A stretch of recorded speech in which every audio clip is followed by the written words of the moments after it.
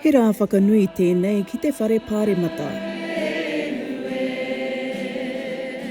Me te pānuitanga o ngā kaiwhiringatoa mō te taonga nui whakaharahara o Ahuwhenua. And finalist number 3, and it's so good to see you again after 1 week of being away from each other, from Waitangi, the Aotearoa Forestry Trust. Kia ora.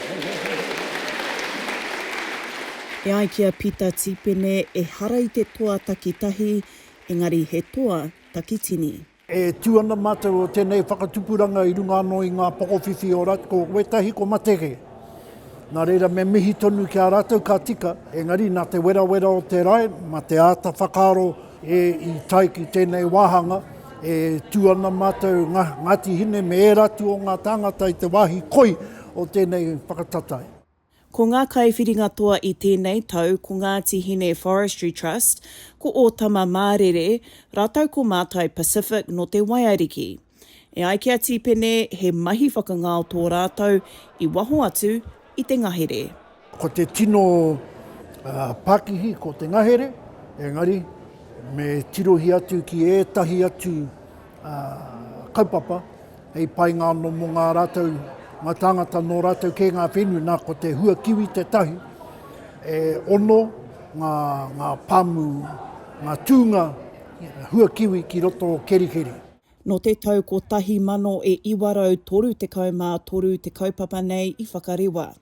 Nā, e whakanui ana i ngā mahi a ngā kai pāmu me ngā kai whakatipu Māori i te ao ohanga o Aotearoa. E tino tautoko ana te Minita Whakawhanaketanga Māori a Tama Potaka i tēnā. Nui ngā pāmu Māori e whakatupu kararehe ana, e whakatupu hua whenua hua rākau ana. Kei reira kei te whai hoki rātou i ngā āhuatanga katoa o te mahi tiaki whenua. Kauka ko te whenua noito, engari ko te ahurea, te hāpori, me te ohanga hoki, te whai pūtea. Nā reira, ki au nei, kei te whakatauira mai i te kaporeihana kamupene tarati Māori i te anga whakamua mo te motu katoa. E whakapono ana a Potaka he ringa āwhina tā tōna ka wanatanga.